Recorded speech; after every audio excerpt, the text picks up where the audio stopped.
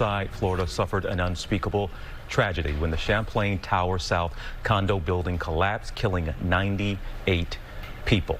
Again, an unspeakable tragedy. I want to bring in now Surfside's Congresswoman. Here she is with us, Representative Debbie Wasserman Schultz. Congresswoman, good to talk to you again, and I will never forget being down there in the days after that tragedy, and you were coming on air with us, and I put my hand out to shake your hand, and you pushed it away. You said, no, we need hugs right now. So 3 months later, I know there was shock, then there was grief, and then there was anger and confusion. You give us an update. How is that community doing right now?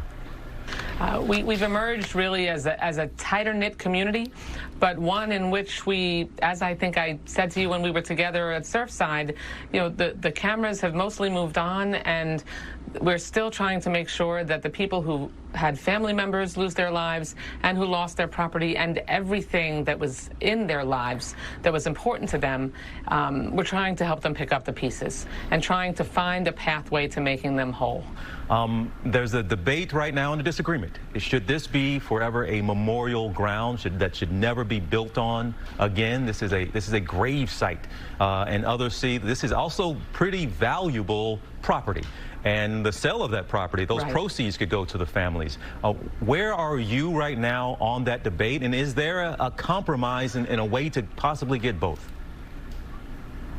Well, there is a judge that is overseeing all of the cases with a receiver who is managing the resources that are eventually generated by whatever income results from lawsuits, from insurance proceeds, from the potential sale of property. I am certainly, as a federal official, not involved nor have a role in those decisions.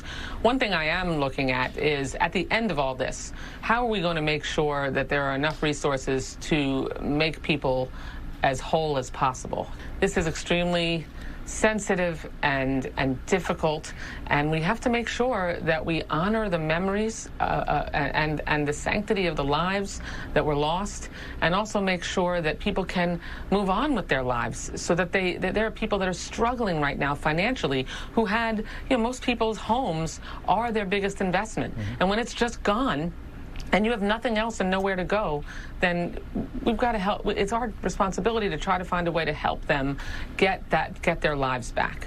It is so incredibly difficult. And Congresswoman, if I can, one question about what's happening in D.C. right now, from the infrastructure bill to the threat of government shutdown to the debt ceiling debate. What are you hopeful about right now? Look, there cannot be a shutdown. We have to. Democrats have repeatedly, over and over, in every administration, stood up and voted to increase the debt limit, to pay the bills that we already incurred.